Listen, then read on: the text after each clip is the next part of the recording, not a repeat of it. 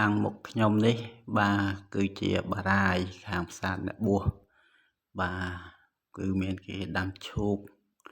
បាទនៅខាងស្ដាំគឺផ្លូវទៅផ្សារគក់ប្រុស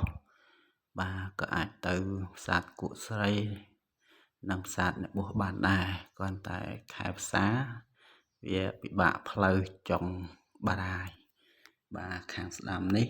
គឺផ្លូវទៅផ្សារគក់ស្រីនិងផ្សារអ្នកបួស